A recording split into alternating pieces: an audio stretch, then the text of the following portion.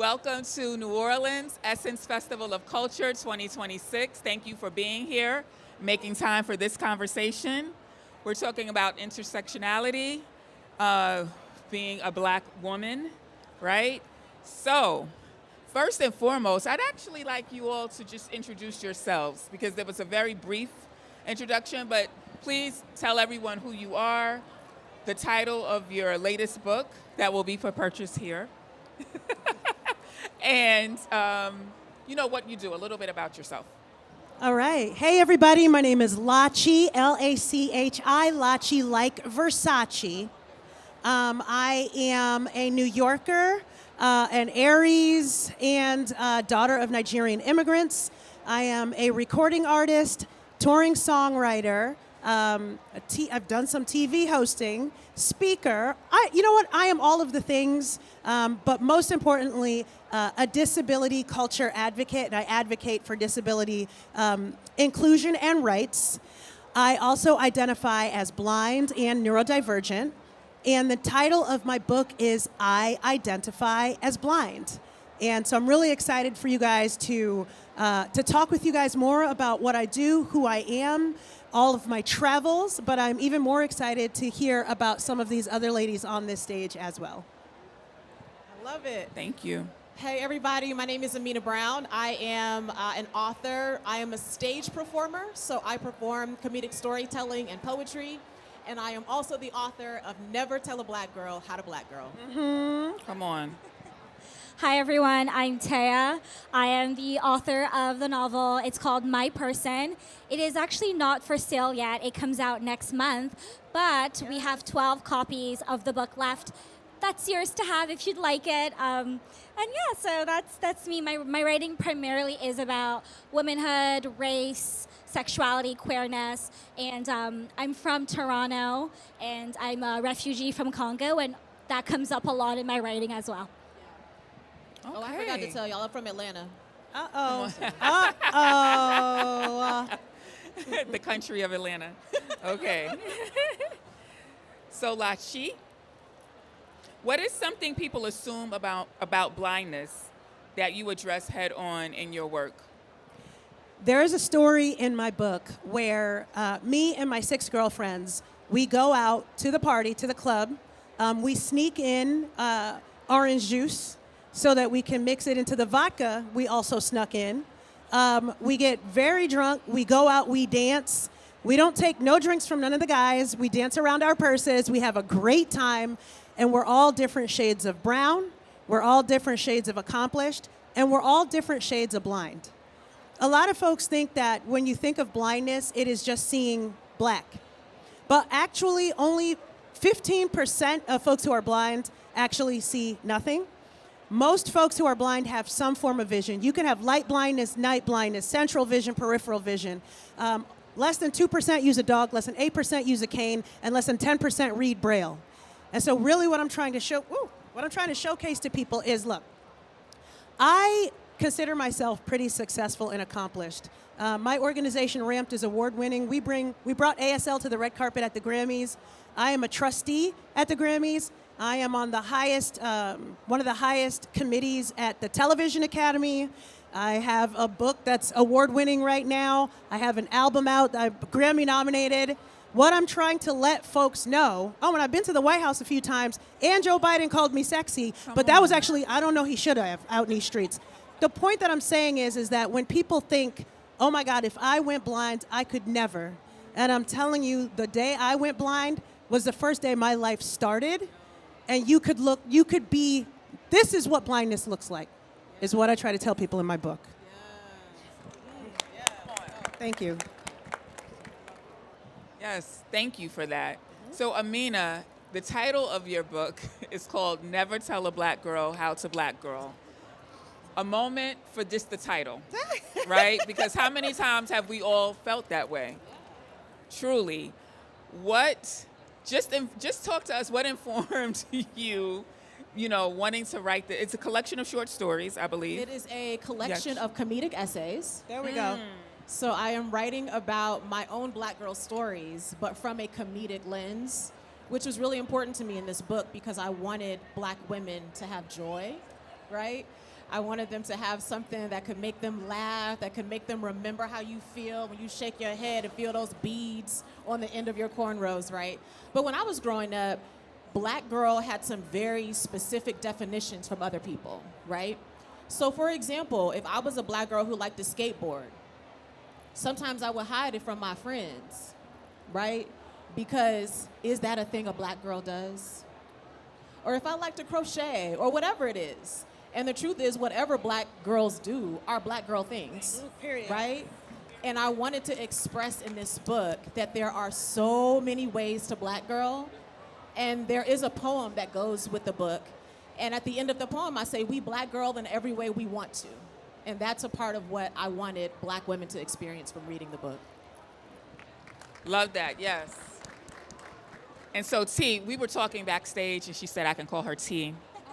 Because we're tight like that now. We know each other. Yes. T, I'd like you to share with us, the title of your first book is Shut Up, You're Pretty. You're Pretty. So that's another like really heavy title. Talk to us about what informed, you writing that book and then naming it what you did. Yes, my first book, Shut Up, You're Pretty. It's a collection of short stories. It's very loosely based, not really on my life, but more so my identity. It follows a young girl who is a refugee to the GTA, so she's in Galloway. It's like a small little government housing area in Scarborough, and she goes through ages 10 all the way to 26. So it's a coming of age story. And throughout, she's essentially trying to find herself despite or in spite of how she was raised, where she was born, the environment that she grew up in, the choices she's made in her life as a young Black woman. It deals very heavily with sexuality, queerness, and also violence. And when I was thinking of a title to represent maybe the core of her feeling, like what is the thing that my protagonist, her name is Loli, what is she really trying to break free from? I realized it was from the way in which the world has pigeonholed her into a specific category. Because you're from this area, that means your life is going to look this way. Because you're a refugee, that means your life is going to go this way. Because you're in Scarborough, so on and so forth. And maybe a month before my publishers announced the book, I was bartending and I was crying because I still didn't have a title, and everybody was like, Taya, where's your title? And one of my bartending friends, she was like, shut up, you're pretty, you'll figure it out, because that's what girls like you do. And she walked away. She is a white woman, and I was like, why did you say it that way? Like, I was like kind of surprised that those were the choices of words she chose. In one way, I felt empowered because, yes, I will figure it out. But what does being pretty have to do with it? So then I went up to her and I was like, Emma, let's talk about what you just said to me. And the more we're talking about it, I realized that she saw me as someone who just figures it out because that's what I've always done. And that was really interesting to me, and it became the title of my book. Now, this next question is for all three of you, because I want to talk about not feeling seen. I can particularly remember I have a 7-year-old, and I was suffering through, before I had him, infertility. And I was able to have him via IVF, but there was a long road, a journey prior to that. And it was very painful, and I felt alone. No one in my family had done fertility treatments. When I would go to the clinics, I was the only Black woman there. They were all well off. I am not. So I know it's a feeling, whether it's that particular situation or otherwise, that a lot of Black women, face. What is something that you, through your writing, want women to know that never have felt seen in literature? And whoever wants to take the question first, jump on in. Fine. I'll take this heavy-ass question first. The first thing that came to mind while you were speaking was, we're often told we need to make money. Money is the currency. We need to make friends. Popularity is the currency. We need to be famous. That's the currency.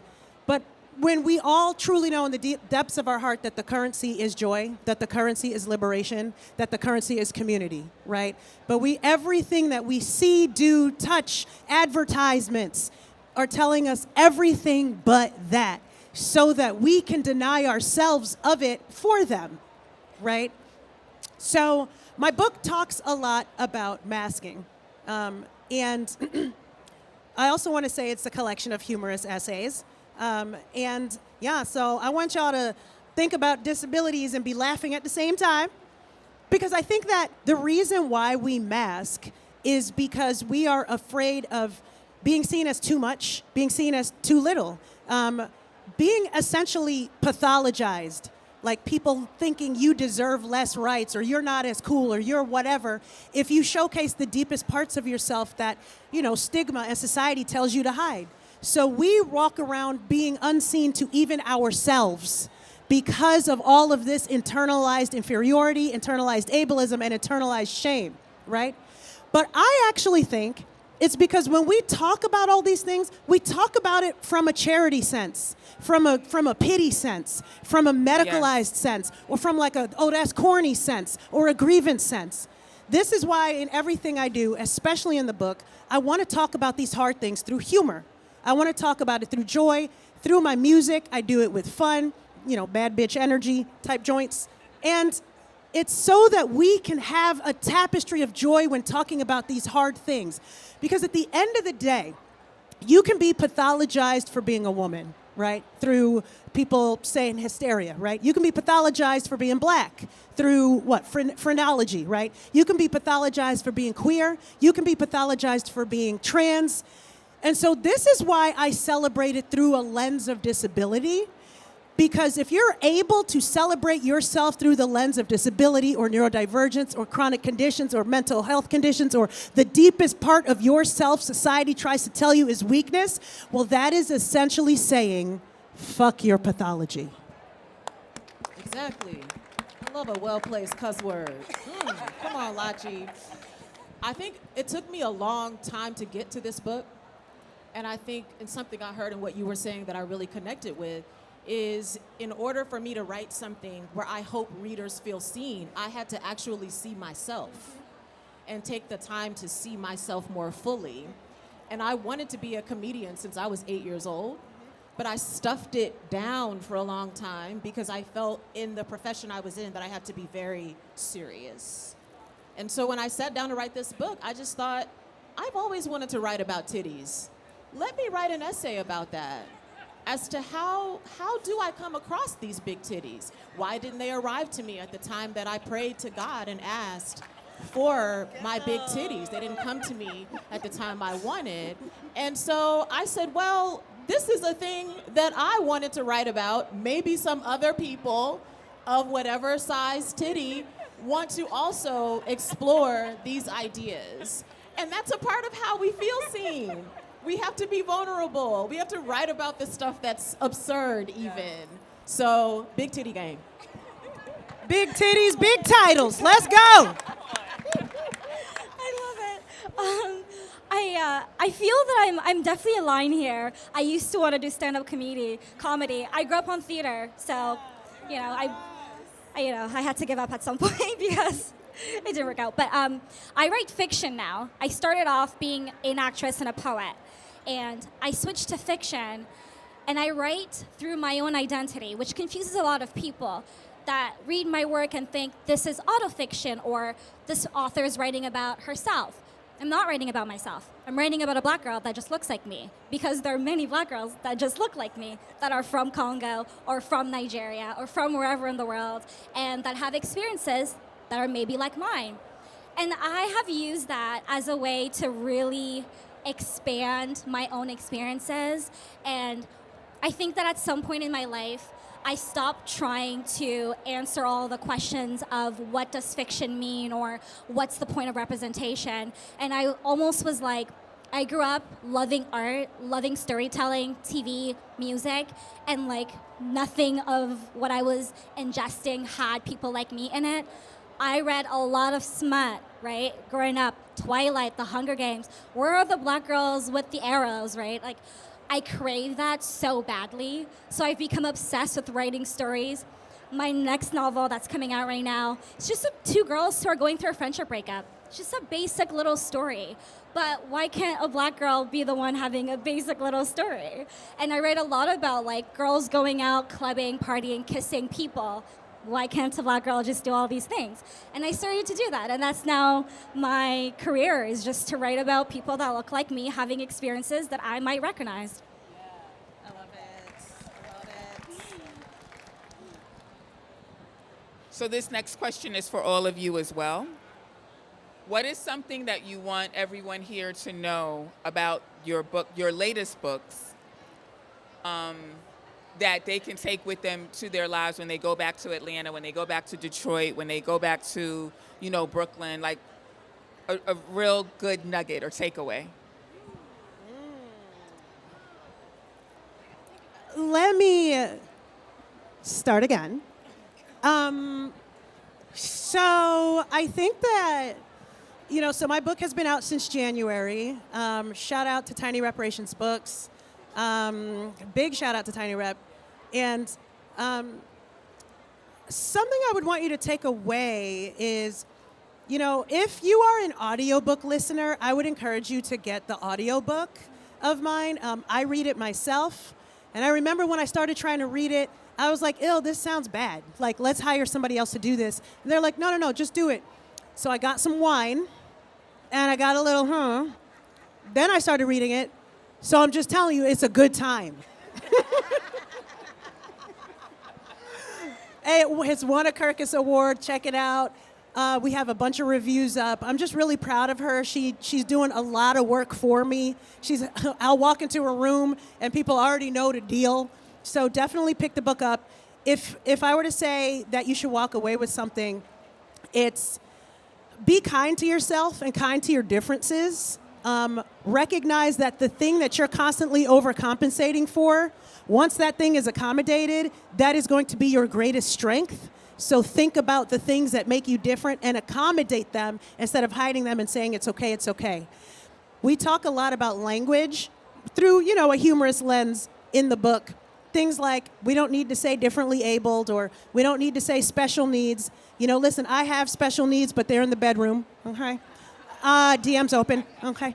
And then the last thing I'll leave you with is I celebrate a lot about disability culture and just the history of folks with disabilities that you should know. Like the fact that we have an ADA started by a black man named Brad Lomax. People aren't going to tell you that disability rights started black, but these are the kinds of things that I highlight in the book.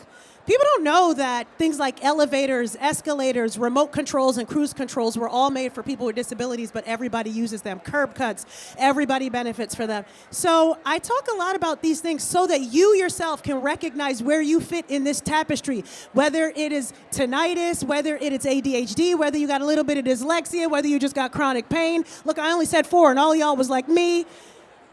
That is what I want you to know that you can lean into and be your best self with. This book laughs you through it. So definitely join me. I identify as blind. Period.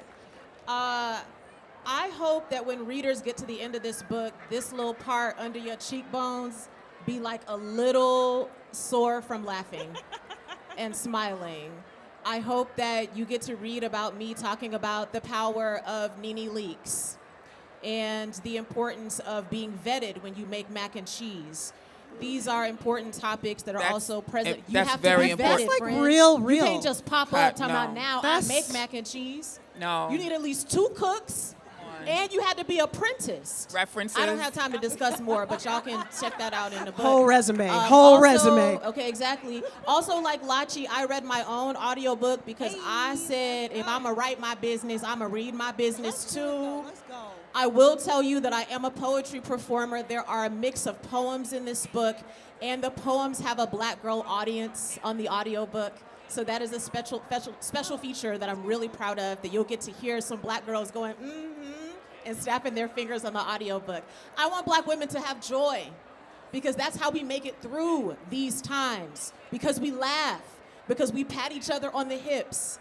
That's a part of what Never Tell a Black Girl How to Black Girl hopes to bring to you. Talk to me, T. What you got? Let's go. I love it. lot. I think a lot about my whole life, I guess, because back in Congo, we had a specific kind of life, and there was civil war when I was, living there. So coming back to Show Up You're Pretty with my first book, there's definitely this understanding of how I was supposed to end up, and also because a lot of my writing tends to be a little bit heavier. My next novel, My Person, that's actually not heavy compared to my other stuff, but the most of my writing is pretty dark. But then people meet me in person, and I'm like kind of a whimsy, kind of bubbly girl, and I don't appear like the sad girl that's writing heavy shit. I just appear like a woman that's like living every day and having a good time while doing it. And I hope that that's what people take away from my writing and from myself when I come to events, when I'm in the classroom. It's really that, joy matters, laughter matters, life matters, and there's just so much more to life than the worst thing that we've experienced. And I give that to my writing, and I hope that that's what people take away from it too. Let me say something too right quick. Black girls can write dark when we want to. Yes. And we can write smut if we want to. Yes, and which we I can do. write funny if we want to. And we can write when sad shit happens when we want to. Because I want to say that out loud also, that all of our black stories are important. And whatever lens we do that is powerful. And so thank you. Thank you. We are not just Jezebels, Thank you. Mammies, and Sapphires. We are Right. joy. Thank you. Yes, thank you all so much. I did not expect to laugh this much. You came to the right room. Right, like, aren't they hilarious? Yes, and I appreciate, I think we all do, appreciate sometimes being able to pick up a book. It's an escape, right? A big part of the reason we read is for an escape. And it's nice to just laugh just because we want to laugh. Like, we don't have to always laugh between 8 o'clock and 8:30 because there's a sitcom on, right? We can find that in a book written by someone who looks like us. So I think that's powerful in itself. Yes. But thank you for being here. All three of these talented, brilliant, hilarious women have books for sale that you can have signed. Well, T, your book is actually an advance copy. Yes, it's a giveaway, so I have 12 copies Come left on. to give away. And pre-orders are important too. So y'all pre-order Very- T's book, huh? Let's go. Very important. So to our left, you can go get your book signed, okay? Maybe Oh, yeah, before y'all maybe go, we take a gotta picture. selfie. We need a selfie. Yes. With the audience selfies. Y'all want to stand up? Thank y'all so much. Thank you, thank you, thank you. Thank you. My book is Never Tell a Black Girl How to Black Girl. T, My Person. yes, Lachi. I identify as blind. Let's go. Plug.